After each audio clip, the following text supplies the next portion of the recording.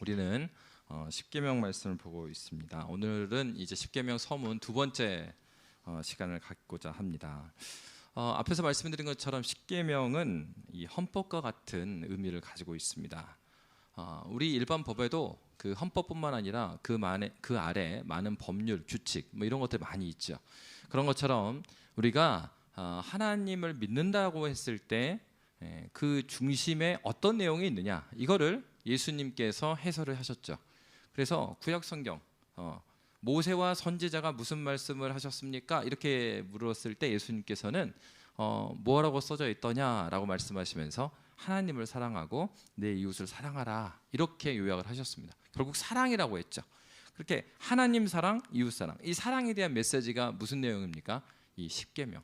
그리고 지난번에 말씀드린 것처럼 모세에게 주셨던 그 율법의 시민법과 그리고 제사법은 이런 1에서 4계명에서 말하는 바와 같이 하나님 사랑에 대한 얘기가 제사법에 대한 내용이고, 그리고 하나님을 사랑하는 그 정신으로 이웃과 구체적으로 어떻게 살아라는 구체적인 내용이 시민법으로 해서 모세에게 주신 율법을 구성하고 있었다라고 우리가 살펴보았습니다. 다시 말하면 하나님께서 이 가나안 땅에 들어가기 전에 이 십계명을 주셨단 말이에요.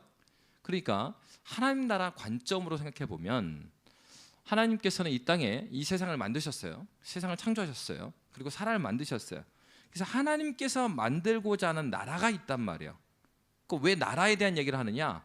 예수님께서 이 땅에 오셔서 가장 많이 전한 내용이 뭡니까? 구원받으라는 내용을 하셨어요. 성경 잘 읽어보세요. 예수님이 가장 말씀 많이 하신 거는 하나님 나라입니다. 그러니까 천국, 하늘나라, 하나님 나라. 그러니까 이 얘기는 예수님이 하나님이시고, 그리고 예수님이 하나님 나라를 이야기하셨다면, 그러면 구약으로 돌아가도 예수님이 하나님이시라면 똑같은 분이시니까, 그럼 구약의 메시지도 어떤 얘기예요? 하나님 나라 얘기예요. 그러니까 하나님 나라라고 하면, 그러면 여러분, 나라의 구성 요소가 세 가지가 있죠. 자, 국민학교 때로 돌아가서 나라의 구성 요소 세 가지가 뭐죠? 영토, 국민, 그리고 주권이 있죠. 그러니까 이 출애굽 배경, 그 십계명을 주셨던 그때 배경으로 보면 그 영토는 어디입니까? 가나안 땅 주신 거죠. 그러면 국민은요? 언제 만들어졌어 국민이? 애굽에 있을 때 70명이 들어가가지고, 물론 이 70명이라는 거는 상징적인 숫자입니다. 70명이 애굽에 들어가서 나올 때 보니까 남성 성인들만 세보니까 60만이었다 이렇게 됐단 말이에요. 그리고 40년 동안 광야를 헤매다가 다시 가나안 들어갈 때도 동일한 숫자. 그러니까 세대가 바뀐 거죠. 그러니까 이제 60만이니까 거기에 이제 아이들, 뭐 이제 아내, 그러니까 여성들, 그리고 그 다 하면은 아마도 만 240만, 뭐 300만, 뭐 이러지 않겠느냐, 뭐 이렇게 추정을 합니다. 그러니까 어쨌건 중요한 것은 하나님께서 이 가나안 땅에 들어가기 직전에 이미 가나안 땅은 준비되어 있죠. 그리고 백성들도 준비되어 있죠. 근데 제일 중요한 건 땅도 있고 백성도 있어요.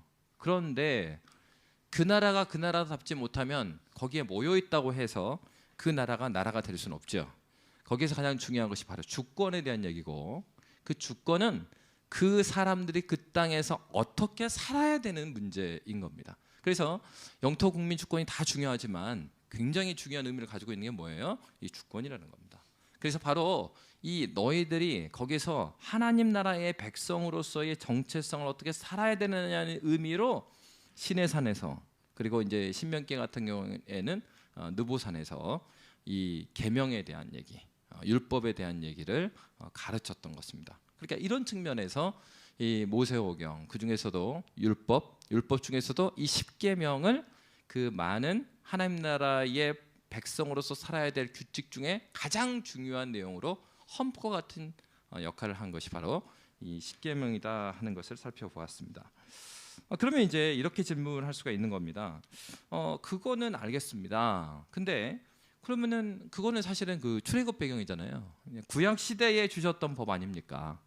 그럼 이제 그 선지자들이 보면은, 그리고 성경에 이제 구약 성경의 후반부로 오고 그러면 어떤 내용이 나오냐면, 여기에서는 십계명을 이야기하고 율법을 이야기하면서 그때는 언약이라고 하면서 뒤쪽으로 가면 어떤 언약이 나와요? 새 언약이 나오는 거예요. 새 언약. 그리고 예수님을 어떻게 표현하냐면 새 언약의 주인 되신다 이렇게 말한단 말이에요.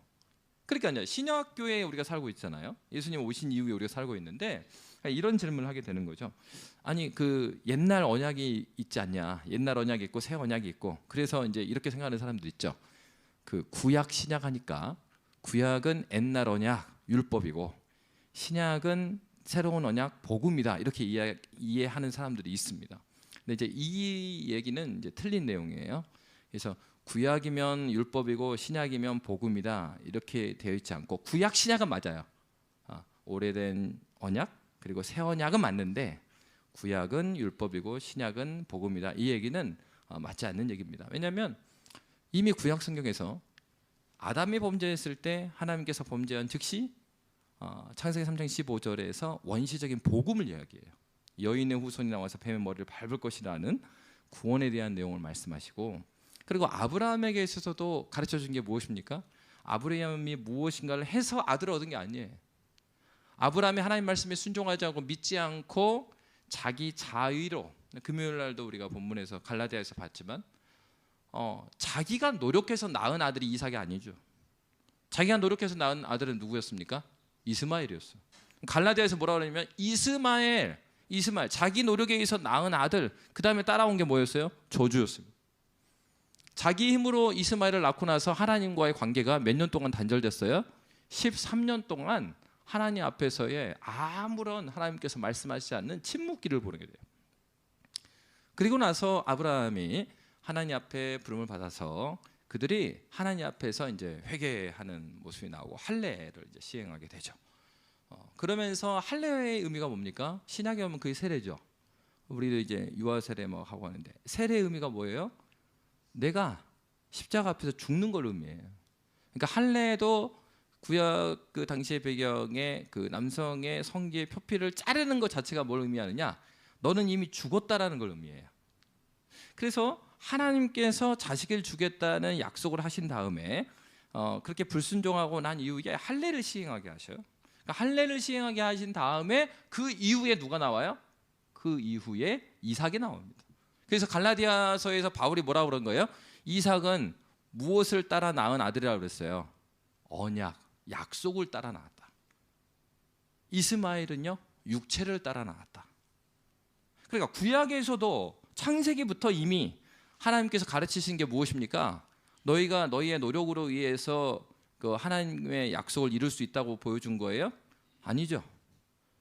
이미 100세에 애를 낳았다는 것 자체는 인간적인 방법으로 애를 낳을 수 없다라는 걸 보여주고, 그 자체가 은혜라는 걸 보여줘요. 구약에서도 동일하게 구약의 성도들도 어떻게 구원받습니까? 믿음으로 구원. 그러니까 이 십계명을 바라볼 때 이 십계명은 옛날 구약에 주셨던 언약이고, 이제 예수님의 백성에 사는 우리는 이 새 언약에 따라 사는 것이 아니냐. 그러니까 구약은 다 폐기됐고 이제 신약은 새로운 언약으로 사느냐라고 말하는 사람들 있는데, 예수님은 언약을 폐하러 오신 분이 아니라 뭐하러 오셨다고요? 이루려 오셨어요. 이루려. 구약에 하나님께서 모세에게 주신 율법이 조금 부족해 갖고 이걸 채우러 오셨단 말이 아니고요. 구약에 그 주셨던 이 율법이 유통기한이 다 된 거예요. 이거 버리고 새 언약으로 다시 시작. 이것도 아니라는 거예요. 율법이 부족하고 또는 율법이 유통기한이 다 돼서 새로 주신 새 언약이라는 의미가 아니죠. 율법은 율법 자체의 기능이 있는 겁니다. 복음은 복음의 기능이 있는 거예요. 그래서 구약의 십계명을 주었는데 그것을 왜 지금까지 지켜야 되느냐? 왜요? 하나님 나라 백성의 정체성을 보여주고 있기 때문이다.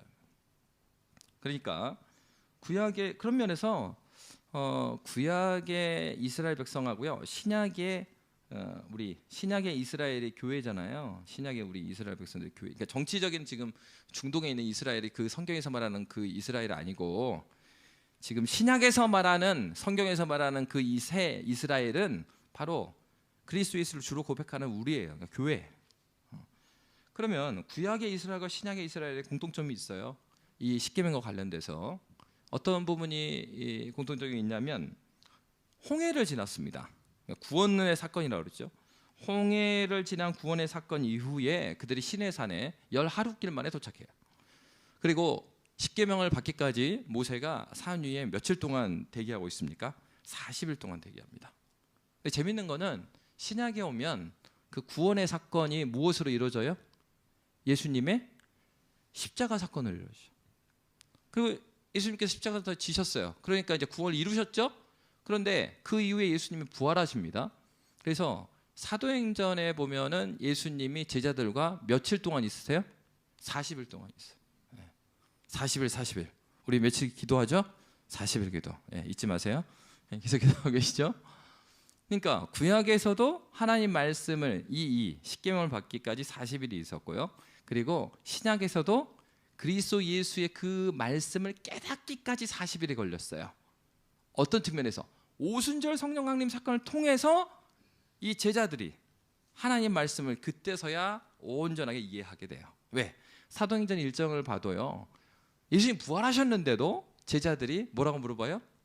이스라엘의 왕국이 언제 옵니까? 이렇게 물어봐요. 예수님은 뭘 가르치셨는데요? 예수님이 킹덤 오브 이스라엘을 가르치셨어요? 아니면 킹덤 오브 갓, 하나님의 나라를 가르치셨어요, 예수님은. 근데 마지막 때도 부활하시고 40일 그때도 제자들이 이스라엘 왕국 얘기를 하니까 아직까지도 완전히 깨닫지 못한 거예요. 근데 언제 깨달았어요? 요한복음에서 예수님께서 말씀하셨던 것처럼 내가 약속하신 그분이 너희에게 오시면 너희가 지금 희미하게 보이지만 그때 완전히 안다. 그래서 어때요? 베드로와 같이 정말 그 코미디가 없죠. 베드로가 칭찬받고 주는 그리스도시 하나님의 아들이십니다 해놓고 주는 그리스도 십자가의 아들이십니다라고 바르게 고백하니까 예수님이 무슨 얘기를 합니까? 그래, 네 고백이 맞아.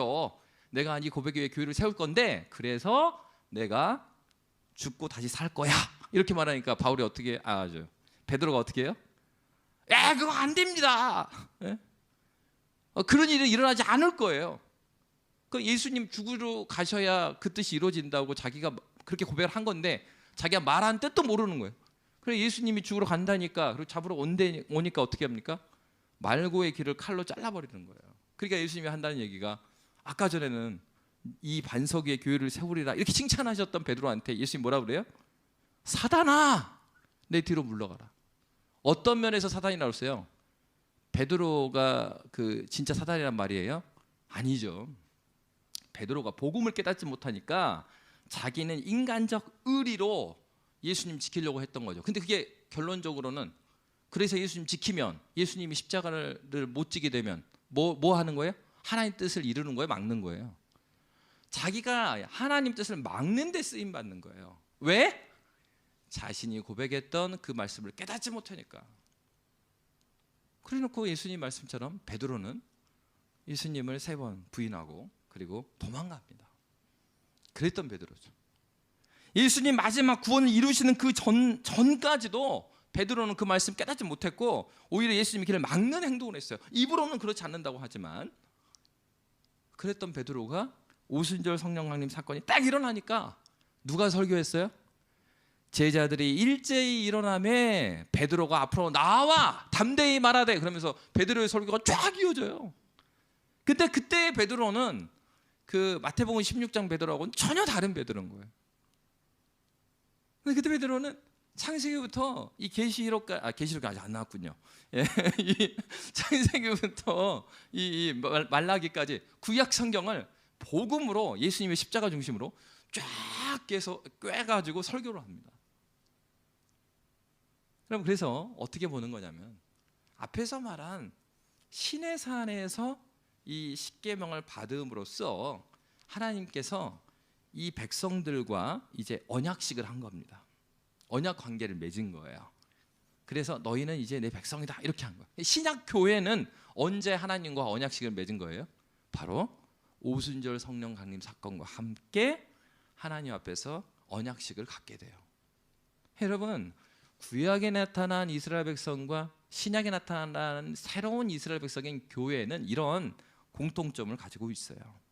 근데 그런 측면에서 구약에 있어서 주셨던 그 율법 모든 것을 지금 지키는 건 아니지만 그 율법의 핵심, 정신, 율법의 정신을 가르쳤던 이 십계명을 여전히 오늘날 살아가는 우리 하나님 나라 백성들, 이 교회에게도 우리의 정체성을 가르쳐주고 있는 것입니다. 그래서 신약 성경은 그래서 이렇게 고백을 한 거예요. 자, 히브리서 8장 10절 말씀 함께 읽도록 하겠습니다. 시작. 또 주께서 이르시되 그날 후에 내가 이스라엘 집과 맺을 언약은 이것이니 내 법을 그들의 생각에 두고 그들의 마음에 이것을 기록하리라. 나는 그들에게 하나님이 되고 그들은 내게 백성이 되리라. 그래서 과거에는 돌판에다가 써줬던 걸 이제 어디다 기록하신대요? 내 생각과 마음에. 그러니까 여러분, 이제는 우리 생각과 마음에 하나님 말씀을 기록해 주셨으니까, 그래서 바울 서신에 보면 바울이 자꾸 뭐라 그래요? 네 마음과 생각을 지켜라. 왜요? 하나님이 마음과 생각에다가 하나님 뜻을 기록해 줬다니까요. 그러니까 여러분, 우리 신자는 하나님 말씀 기본적으로 이 십계명의 내용을 여기다 담아야죠. 이걸 지켜내는 거예요. 그러니까 신앙은 아무것도 안 하는 게 아니고 지켜내는 거예요. 하나님께서 우리에게 주신 그 말씀들을 이 잘못된 생각과 싸워나가고요. 그래서 신앙생활 한다는 것은요, 질문을 안 하는 게 아니에요. 계속해서 내 안에 일어난, 여러분 이렇게 신앙생활 하다 보면 나중에 예수님 믿는 사람이 오히려 질문이 많죠. 왜냐하면 교회 안에 들어가니까 너무 생소하잖아요. 근데 이게 그냥 교회에 와서뿐만 아니고요, 저는 그렇더라고요. 저 어릴 때부터 저는 교회 다녔으니까. 어릴 때부터 교회를 다녔는데도 교회를 옮기면요, 말을 잘 못하겠더라고요. 교회마다 자주 쓰는 단어가 조금씩 달라요. 그래서 조심스러워요. 이게 말 잘못했다가는 이게 좀 여기서는 아닌가? 막 이런 생각이 들어갖고. 여러분, 우리가 예수님을 믿는다라는 건 그동안에 내가 생각했던 가치관, 그때의 가치관은 어떤 가치관이에요? 예수님 없이 만들어진 가치관이죠. 그러면 예수님을 만나서 내가 그리스도인의 삶을 산다는 거는 이런 거하고는 좀 다릅니다. 애진교회는 애진교회의 문화가 있어요. 분위기가 있어요. 컬처죠, 컬처. 복음이 아닐 수 있는데 컬처가 있어요. 근데 우리가 착각할 수 있는 게 뭐냐면, 그 교회에 적응되는 것이 신앙이라고 생각하는 착각이 굉장히 많아요. 동신교회 가서 동신교회 교인들처럼 되는 것이 내가 신앙을 갖고 있다라고 착각하는 경우가 많아요. 그게 별개일 수 있다는 얘기예요. 근데 가장 아름다운 경우는 뭡니까? 안디옥 교회처럼, 안디옥 교회가 이제 세상 사람들이 욕했죠. 뭐라고요? 그리스도인이다, 예수쟁이다. 그 교회의 문화가 정말 예수의 문화인 거예요. 자기들이 안 믿는 사람들이 볼 때도, 아니 저 교회 다닌 사람들 진짜 좀 달라. 회사 다닐 때 그랬어요. 제가 이제 회사 딱 가니까 그런 얘기 하는 거죠. 그래서 야, 그래도 이번에는 진짜 꼴통 하나가 들어온 것 같다. 그래서 저보고 하는 얘기야, 꼴통이다 저놈, 완전히 꼴통이다, 말이 안 통하고 저거. 그러면서 이제 한다는 얘기가, 야, 내가 그 회사 다니면서 그 팀장님이 하는 얘기가, 어느 집사 어느 장로도 많이 봤는데, 그래 너는 교회에서 볼 때는 진짜인 것 같다 너는. 근데 야, 누구 대리, 너 교회 다니지? 그럼 너 우리하고 다를 게 뭐야? 너는 좀 다르긴 달라. 근데 넌 진짜 꼴통이야. 이렇게 이제. 여러분, 그게 무엇이라고 말하기는 좀 다를 수 있죠.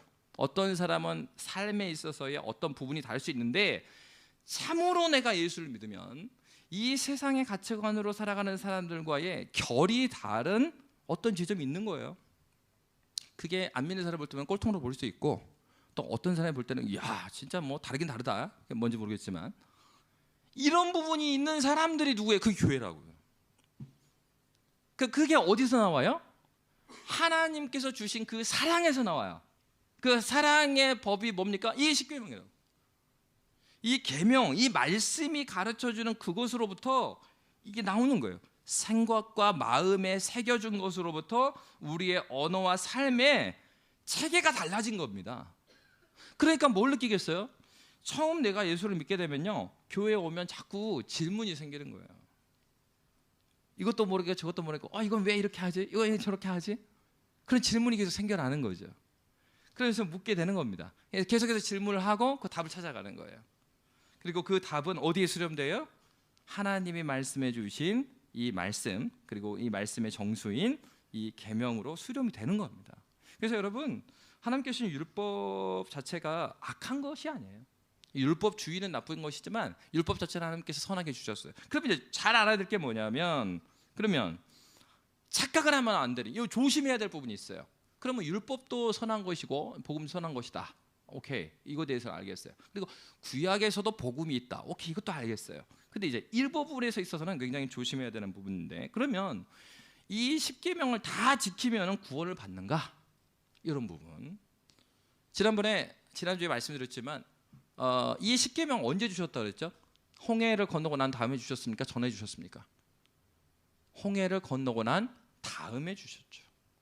구원받은 백성들한테 주신 거예요. 이미 구원이 이루어졌어요. 이미 구원받은 자들에게 주신 거예요. 그러니까 이런 측면에서 십계명을 다 지킨다고 해서 뭐 그 구원을 받는, 아니요. 구원받은 자들한테 너 이제 구원받았으니까 은혜가 너한테 있는 거 아니니? 그러면 은혜 받은 자처럼은 그러면 어떻게 살려면 이렇게 살아라. 그런 측면에서 주신 것이죠. 그래서 여러분, 갈라디아서 말씀에 이 부분에 대한 답이 있습니다. 갈라디아서 2장 16절 말씀 우리 함께 읽겠습니다. 시작. 사람이 의롭게 되는 것은 율법의 행위로 말미암음이 아니요 오직 예수 그리스도를 믿음으로 말미암는 줄 알므로 우리도 그리스도 예수를 믿나니 이는 우리가 율법의 행위로서가 아니고 그리스도를 믿음으로써 의롭다함을 얻으려 함이라. 율법의 행위로서는 의롭다함을 얻을 육체가 없느니라. 로마서 3장 20절은 아주 또 간단하게 말하고 있습니다. 함께 읽겠습니다. 시작. 그러므로 율법의 행위로 그의 앞에 의롭다 하심을 얻을 육체가 없나니 율법으로는 죄를 깨달음이니라. 정확하게 말하고 있어요. 그러니까 율법의 기능이 있는데 율법 자체가 우리를 구원해 주는 측면이 아니고 율법은요 죄를 깨닫게 해준다는 거예요. 그러니까 율법이 있음으로 말미암아서 너희가 죄가 죄인 걸 깨닫지 않느냐 이렇게 말하죠. 그것이 없으면 어떻게 해요? 그냥 그게 죄인지 모르고 막 저지르는 거예요. 그러니까 오늘날도 이제 사실은 이 차를 운전할 때 그 신호등이 있잖아요. 그러니까 신호등이 있고 경찰이 있고, 그 신호등이 있고 경찰이 있기 때문에 이것이 잘못되고 이것이 바른 것이다 이걸 아는 거지. 그런 기준이 없게 되면 어떻게 됩니까? 이게 막 그 교통에 있어서의 사고도 막 나고요. 굉장히 무질서한 사회가 된다라는 겁니다. 그러니까 그런 측면에서 이 율법의 기능은 세 가지가 있어요. 첫째는 죄를 억제하는 기능을 가지고 있습니다. 그러니까 하나는 죄가 무엇인지 알면서 이거는 하나님께서 이걸 원치 않으시는구나. 이거 안 해야 되겠다. 죄가 뭔지를 알아요. 두 번째로는 죄를 깨닫게 해서 그가 이것을 다 지킴으로써가 아니라 하나님의 은혜로 구원받는구나 하는 것으로 우리를 이끌어줘요. 그래서 이제 바울 선생이 갈라디아서는 뭐라고 그랬냐면 초등 교사와 같은 역할을 한다 이렇게 말했어요. 그러니까 어떤 면에서요? 다 지켜보려니까 막 지키는데 이게 다 지켜져요? 지킬 수 없다라는 걸 발견하는 거예요. 그렇지. 나는 정말 이렇게 한계가 있는 존재지. 여러분, 이 나이가 드실수록 이렇게 복음을 더 잘 받아들이셔요, 사실. 왜냐하면 본인이 살아오는 인생을 딱 보니까 어떻게 합니까? 이제는 정말 그 내가 그렇게 능력이 있고 나 혼자도 뭐 내가 큰 실수 안 하고 욕심내지 않고 그리고 그렇게 살면은 사라지는 줄 알았더니 점점 나이가 들면서 경제적인 것도 그리고 자기의 육체적인 힘도 점점 약해지는 거예요. 그러면서 이제 인정하게 되는 거죠. 인간은 진짜 한계가 있는 존재구나. 여러분 그런 것 같아요. 가장 큰 거는 제가 보니까 건강 같아요. 건강. 이 건강하면요. 그러니까 사실은 뭐 돈이 없어도 청년 때 얼마나 큰 꿈을 갖습니까? 청년 때 큰 꿈을 가져야죠. 그래서 저는 막 이렇게 부러워요. 이렇게 청년들. 목사님 저는 어느 나라에 가서 공부를 해서 이렇게 할 겁니다. 저 꿈을 꾸고 있구나. 뭐 이제 저도 젊지만 이렇게 저 이후에 이렇게 계신 분들은 지금 가서 공부하실 분 있으십니까? 어디 가서 청운의 꿈을 안고 막 해갖고 막 그렇게 생각한 게 아니라 저는 뭐 이달만 잘 살아도 감사합니다. 막 이렇게 하는데 청년회 막 큰 거 막 왜? 이게 건강하고 몸 하나만 있어도 어떻게 살아내고 뭐 이렇게.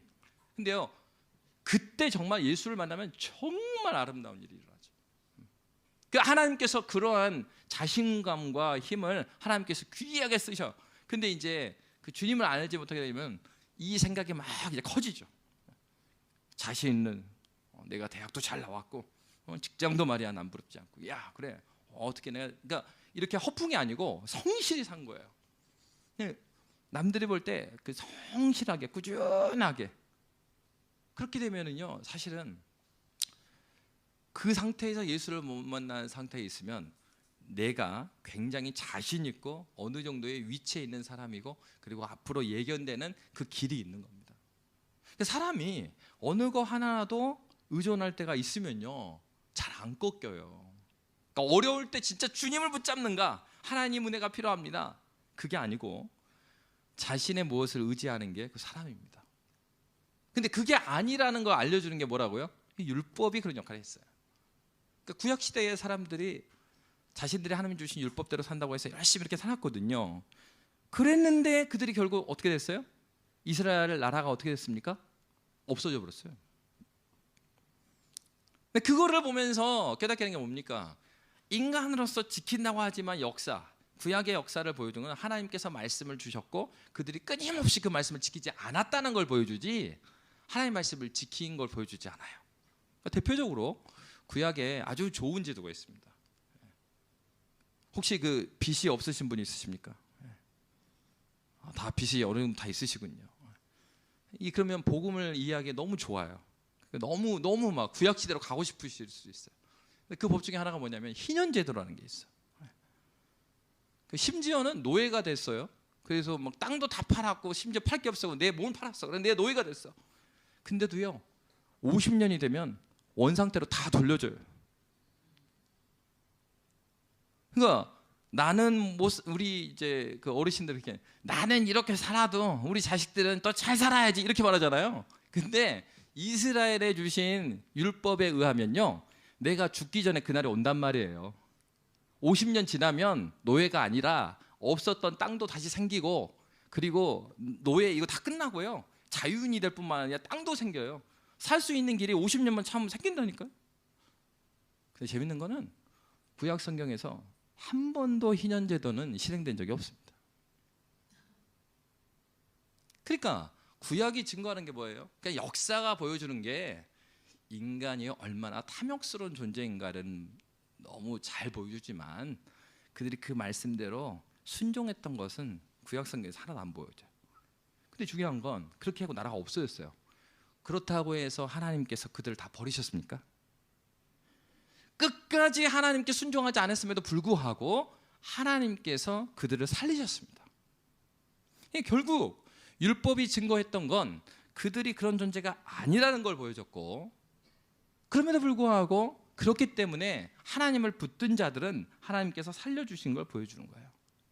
그런 면에서 죄를 억제하고 그리고 초등교사로서 복음으로 나아가게 하는 길을 열어주고 그리고 세 번째로는 바로 신자로서의 삶의 표준과 법칙을 제시하는 기능을 율법이 가지고 있었고 율법 전체가 그런 기능을 가지고 있었다면 그 중심이 되는 헌법과 같은 십계명은 당연히 이 세 가지 기능을 가지고 있는 것이죠.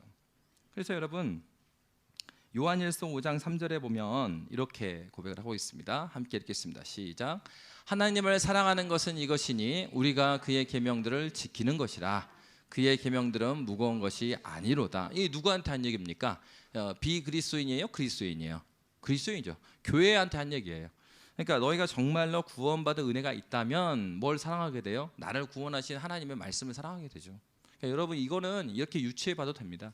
여러분이 사랑하는 사람이 있죠. 부모님이 될 수도 있고 가족이 될 수도 있고 또 아내가 될 수도 있고 또 누가 될 수도 있죠. 근데 여러분 정말 그 사랑한다면 그게 똑같은 얘기여도요. 사랑하는 사람이 무심코 던진 말은 막 이렇게 각인이 돼요. 근데 아무런 관계가 없는 사람이 뭐 지나가다 MT 안에서 누가 무슨 말을 해요. 그래서 막 이렇게 광동어로 욕을 들었어. 욕 못 알아듣죠. 근데 분위기상 이건 욕이야. 그래도 뭐 그러든지 말든지 그러면 넘어가요. 근데 사랑하는 사람이 한마디 딱 던지면 어때요? 막 이제 뭐 가슴에 비수를 꽂아 막 이제 오래 남죠. 왜? 사랑하니까. 그러면서 안 듣는 것 같지만, 그 뭐 긍정적으로 안 들을 수도 있어요. 그러니까 적극적으로는 그 말을 안 들을 수도 있어. 남편과 아내가, 우리 아이들이. 근데 그 말이 사랑하는 사람 말이 여기 남아 있어요. 중요할 때 걸려. 그러니까 못 하겠는 거야. 왜요? 그 말씀이 아니라 그 말이 생각나. 이 사랑의 힘이에요. 하나님을 내가 사랑하면 다른 것 때문에 못 하는 게 아니에요. 법적으로 뭐 죄가 아니에요. 그럼에도 불구하고 하나님을 사랑하면 사랑하는 그 하나님께서 원치 않는 말씀 앞에서 내가 해도 되는 부분을 안 하는 거예요. 왜? 복음 때문에, 예수 때문에. 내가 사랑하는 그 주님이 원치 않으시는 것 때문에 내가 할 수 없는 겁니다. 그러니까 이런 측면을 가지고 있는 것이죠. 그래서 이 십계명을 잘 살펴보시면 십계명에는요 어떤 명령이 있냐면은 그 긍정의 명령이 있으니까 뭐를 해라 이렇게 되어 있는 명령이 있어요. 4, 5계명은 그래요. 근데 나머지 1에서 3에서 6에서 10계명은 뭘 하지 말라라는 명령으로 되어 있어요. 이제 이 얘기를 이제 왜 드리냐면 이 부분에 있어서 우리가 십계명을 구체적으로 볼 때 해석의 원리가 있는데 첫째로 중요한 것은 입법자의 의도입니다. 왜 이 계명을 주셨는가 하는 의도예요. 그래서 예를 들어서 바리새인들 같은 경우에는 너희가 율법을 다 지켰느냐 했으니까 다 지켰다고 그랬거든요. 그러니까 예수님이 어떤 얘기를 하십니까? 야, 너희가 율법 다 지켰다고 하는데 그 간음하다가 잡혀온 여자가 있었어요. 그래서 율법대로 돌에 맞아 죽이려고 그랬단 말이에요. 그러니까 예수님이 뭐라고 그랬습니까? 그 간음한 여자, 잡혀온 여자를 보호하면서 땅에다가 뭘 썼죠. 그러면서 뭐라고 말씀하세요? 누구든지 죄 없는 자가 돌로 치라. 사람들이 다 돌아갔다고 그랬어요. 예수님은 어떻게 말씀하셨냐면은 간음에 대한 것인지 살인하지 말지니라든지 어떻게 말했습니까? 네가 네 형제를 나가라고 하는 자, 욕하는 거거든요. 저주하는 욕. 그러는 자는 천국에 못 간다. 마음속에 형제를 미워하는 자는 살인하는 것이다. 이렇게 말을 해요. 이 무슨 얘기를 하는 겁니까? 십계명을 볼 때는 십계명에 써져 있는 문구만 봐서는 안 된다라는 얘기예요. 그 십계명을 주신 이유를 생각해야 돼요. 하라 하지 말라고 그랬는데 예를 들어서 부모를 공경하라고 그랬잖아요. 그러면 부모를 공경하라의 위치를 보셔야 됩니다. 부모를 공경하라가 계명의 한가운데 있거든요. 앞에 4계명까지는 누구에 대한 거라고 그랬어요? 하나님과 관계에 대한 얘기라고 그랬어요. 그리고 5계명 지나서 6계명부터는 다 누구 관계예요? 사람들과의 관계예요. 그러니까 하나님과 사람들과의 관계를 잇는 역할을 하는 게 몇 계명입니까? 5계명이에요. 부모를 공경하라. 그러면 이 10계명의 순서 가운데서 이 5계명을 왜 여기에 주셨는가도 생각해 봐야 돼요. 부모를 공경하라는 계명은 하나님께서 자기 부모만 공경하면 된다는 얘기를 하는 게 아니에요. 하나님께서 그 부모를 왜 세우셨어요? 누구로 세우셨습니까? 나의 대리 통치자로 세우셨어요. 부모가 부모다워서 공경해야 되는 게 아니에요. 부모를 공경해야 되는 이유는 이 부모를 대리 통치자로 세우신 분이 누구니까요? 하나님께서 세우셨으니까. 그러니까 부모를 공경하지 않는 것은 지금 누구를 대적하고 있는 거예요? 하나님의 권위를 인정하지 않는 것입니다. 그러니까 여러분, 내 부모만 그냥 잘 섬기면은 내가 부모 공경을 지키고 있는가 그렇게 보지 않았어요. 그래서 어떻습니까? 부모를 공경하라는 얘기는 하나님께서 세우신 모든 권위자를 하나님께서 세우신 그 섭리를 인정하고 그들을 존경하는 거예요. 그러니까 그 권위자는 누가 될 수 있습니까? 여러분의 목자가 될 수 있죠. 교회 학교 선생님들이 될 수 있어요. 아이들의 입장에서. 그들을 공경하는 거. 왜? 저들도 하나님께서 나의 유익을 위해서 세워주신 그 권위 안에 있으니까. 그러니까 십계명을 볼 때 단순히 그 문구만을 지킨다 그러면 그러니까 바리새인은 어떻게 되냐? 우리 다 지켰다라고 생각한 거예요. 그러니까 예수님이 가르쳐 주신 건 그렇지 않잖아요. 이 법을 주신 그분의 생각이 무엇인가? 이 법을 왜 주셨는가를 생각하는 거죠. 그러니까 살인하지 말라. 여러분 여기 살인하신 분 있으십니까? 없죠. 그러니까 이게 십계명 볼 때도 별로 안 다가오죠. 아이 무슨 뭐 저는 관계가 없습니다. 저는 심지어는요 집을 볼 때도 교도소 근처는 가지도 않아요. 저는 이제 익스큐즈 저 아닙니다. 그건 아니고요. 전 뭐. 근데 그게 아니고 그러면 뭘 봐야 됩니까? 하라 하지 말라는 계명의 반대쪽 측면을 봐야 돼요. 그럼 왜 하나님께서는 그러면 다 적어주시지 말이야? 왜 이렇게 적었고 내용들을 보면은 하라는 거는 2개밖에 없어요. 그죠? 근데 하지 말라는 거는 되게 많아. 그리고 그 표현들이 되게 나쁜 것만 말했어. 간음하지 말라, 살인하지 말라, 거짓말하지 말라. 뭐 거짓말하지 말라, 정직히 살아라 이렇게 하면 되잖아요.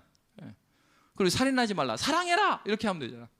근데 왜 십계명에다가 이렇게 대부분이 보면은 그 하지 말라는 나쁜 표현들 중심으로 주셨습니까? 이렇게 질문할 수가 있습니다. 왜 그렇겠습니까? 그것은 하나님께서는 우리 인간이 어떠한 상태인지 아셨기 때문에 그래요. 범죄하고 나서 우리의 마음은요 삐뚤어졌어요. 기울기로 보면 한쪽으로 기울어져 있어요. 어떤 기울기냐면 이 공을 여기다 놓으면 이렇게 또르륵 굴러가잖아요. 죄를 짓고 나서의 우리의 마음의 상태는 어느 쪽으로 가냐면 죄를 짓고 싶은 쪽으로만 계속 회로가 움직여요. 여러분 전도해 보시면 알 거예요. 그래서 하나님은 당신을 사랑하십니다 하면서 뭐 예수님도 그렇게 막 복음 전하잖아요.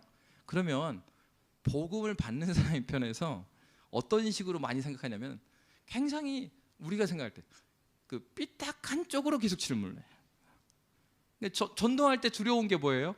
이 복음 전하는 것 자체는 안 두려워 사실은. 근데 뭐가 두려운 거예요? 곤란한 질문하면 어떡하지? 내가 모르는 거 물어보면 어떡하지? 그래서 꼭 안 믿는 분들이 뭐만 물어봐요? 몇 가지 있잖아요. 선악과. 선악과.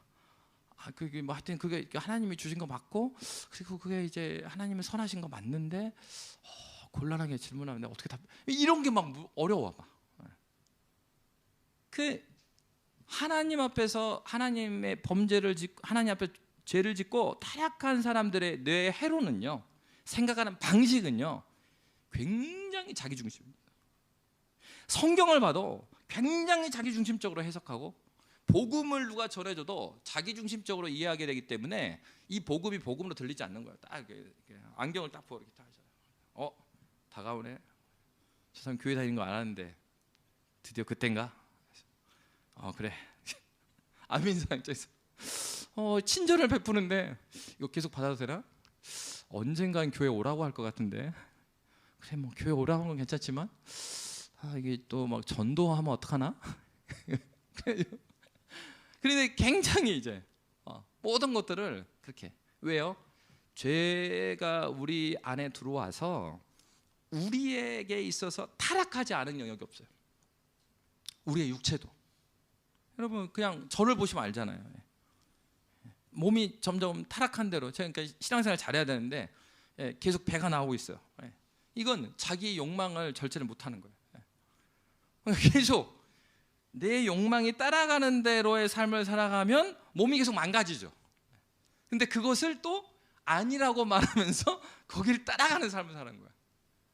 우리의 영혼에 있어서도 몸에 대한 얘기는 진짜 지금 세대는 굉장히 관심이 많아요. 그래서 지금 청년들은요 너무 몸이 좋은 것 같아요. 막 운동해갖고 막 이렇게 너무 좋은. 근데 몸에 대한 관심이 있는 것처럼 그러면 우리의 영혼에 대해서는 어떤 관심이 있는가? 우리의 영혼이 건강하려면 어떻게 그래요? 여러분 다 알아요. 영혼이 건강하려면 뭐 먹어야 돼요? 말씀 먹어야죠. 말씀이 잘 소화되려면 뭐 해야 돼요? 기도해야죠. 그래서 말씀이 된 걸 여러분 알려면 어떻게 돼요? 순종해야죠. 모르는 사람은 어디 있어요? 모르는 사람이. 근데 우리의 삶을 다 보면 그 말씀이 원하는 대로 내가 순종하는 건 굉장히 힘이 들어요. 나의 생각, 나의 정서, 나의 의지는 그리스도 예수의 복음으로 완전히 변화되기까지. 그 완전히 변화된 때가 언제입니까? 예수 만나는 때가 아닙니다. 예수 만나면 이제 시작하는 거예요. 그 예수 만나서 하나님을 만나 배울기까지 우리는 계속 거룩을 향해서 가는 거예요.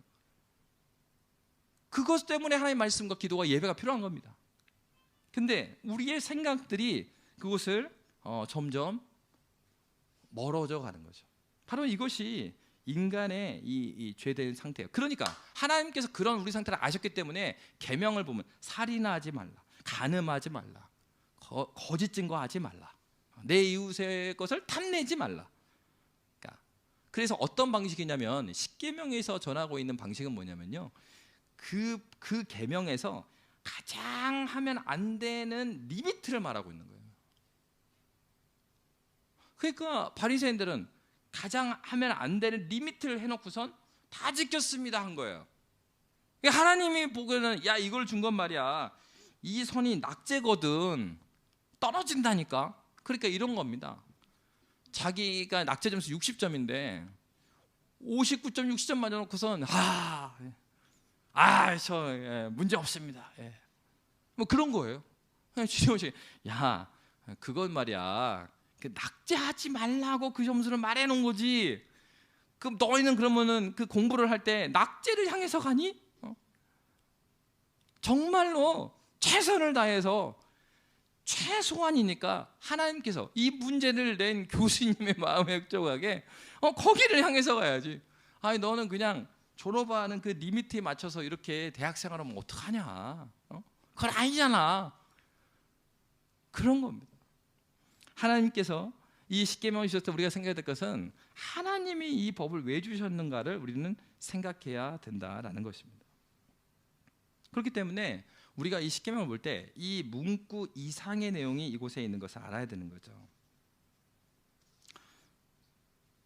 그리고 이제 두 번째로 생각해 볼 수 있는 거는 십계명을 보면 두 돌판을 주셨다고 그랬어요. 물론 이제 두 돌판에 대한 얘기는 여러 견해가 있습니다.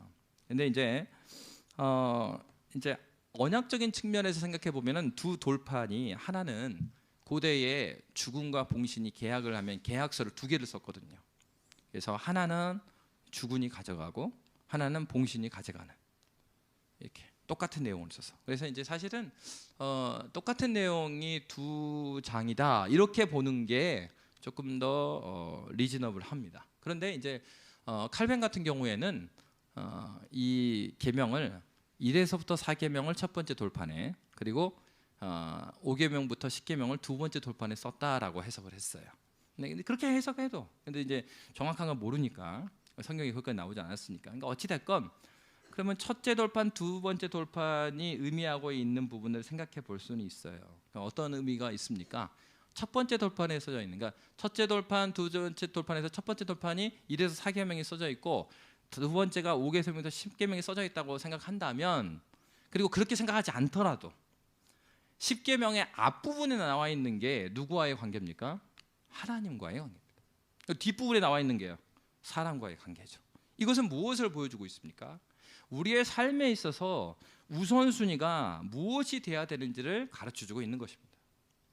하나님과의 관계를 빼놓은 사람과의 관계, 5계명에서 10계명의 사람과의 관계를 굉장히 잘하는 사람이 있습니다. 그런데 신앙생활을요, 사람과의 관계로만 하시는 분들이 있어요. 그러한 이웃에게 대해서 잘 베풀고요, 사랑해줘요. 근데 그가 하나님과 관계가 빠져버린 그 사랑이라면 그 사랑을 뭐라고 말하고 있습니까? 그것은 누가 천사의 말을 한다 하더라도 거기에 사랑이 없으면 뭐라고요? 아무것도 아니다.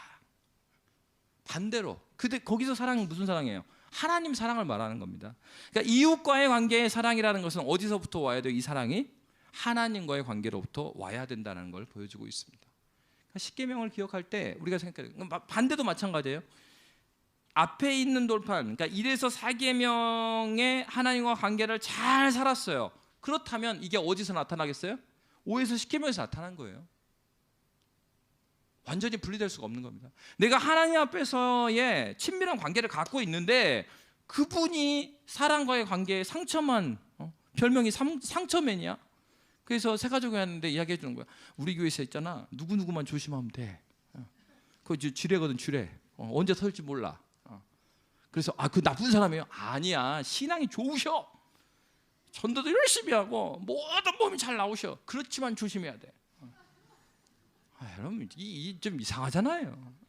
그러면은 새 가족이 이해가 안 되는 거예요. 무슨 말이야 이게? 여러분, 이게 신앙이 뭐겠어요? 하나님과의 관계가 아름다우면 그 아름다움이 흘러 나오는 거죠. 사람들의 관계로. 그러니까 이것만 있고 이것만 있으면 안 된다는 얘기예요. 하나님과의 관계, 자기 아름답고 다 잘하는데 인간과의 관계가 문제가 된다. 그 하나님 관계 문제가 있는 거예요 지금. 그리고 이거 빼버리고 사람들과의 관계만 해갖고 이 교회에 나오는데 교회 누구 만나러 오는 거예요? 예수 만나러 오는데 예수하고 관계없이 우정 충만한 교회. 교회가 아니죠. 그거는 더 심각한 거예요. 이거는. 여러분, 건강한 교회, 건강한 신앙생활은 무엇입니까? 하나님을 사랑한 그 사랑에, 내가 사랑하는 그 사랑이 나로부터 여러분 막 끌어다 당겨보세요. 나한테 얼마만큼 사랑이 나오나. 내가 하나님은 무한하신 그 사랑에서 내가 끌어당겨야 그 사랑이 나가지. 이 하면요 괜히 여러분 그 나로부터 뭘 끌어내려고 하잖아요. 성격 나빠져요. 막 해야 되니까 하니까 속에서 죽겠는데 안녕하세요. 그래갖고 이제 집에 가갖고 막 야씨 막 왜? 풀어야 되니까. 그러니까 이렇게 억지로 웃으면요 나중에 이게 쌓이니까 이걸 어디다 풀어야 돼요. 그러니까 그 가까운 사람들은 피곤한 거야. 그러니까 그랬다잖아요. 그 열심히 있는 권사님, 남편이 신앙이 별로 없어요. 근데 아이들이 나중에 하는 얘기가, 엄마가 진짜 하나님 사랑하는 건 내가 알겠어. 왜? 엄마는 집에 일이 있어도 항상 교회 먼저 가잖아. 그래. 근데 엄마, 나는 있잖아, 아빠랑 더 같이 있고 싶어. 왜? 엄마는 교회에 있을 때는 천사 같은데 집에만 오면 우리를 못 살게 굴어. 근데 우리를 지켜주는 분은 우리 아빠거든. 여러분, 신앙은 사람 관계 따로, 그리고 하나님 관계 따로, 그것은 신앙이 아닙니다. 성경에 말하는 신앙이 아니에요. 우리는 어떠한 그리스도인이 되어야 합니까? 하나님을 사랑하는 그 사랑으로, 먼저 그 사랑으로 내가 충만해지고 녹아져야죠. 내 마음이 하나님 앞에서 녹아지고 은혜가 충만하면 그것이 나의 관계 가운데 스며듭니다. 그렇기 때문에 여러분, 무엇을 사모해야 되겠어요? 하나님께 은혜 받고 하나님을 사랑하는 그 자리를 사모해야 될 것입니다. 그러니까 왜, 무엇을 위해서 기도해야 되겠습니까? 예배를 위해서 왜 기도해야 돼요? 왜 기도를 우리 함께 공동체 이름으로 기도하는 그 기도회를 위해서 기도해야 돼요? 왜 유아세례나 성찬을 위해서 기도해야 됩니까? 이것이 하나님께서 은혜를 주시기로 한 공식적인 채널이기 때문에 그래요. 은혜를 주시기로 한 공식적인 채널이 이 예배예요. 공예배예요. 그 공적인 기도예요. 그리고 공적인 성례전이 하나님께서 은혜를 주기로 한 그의 백성과의 약속입니다.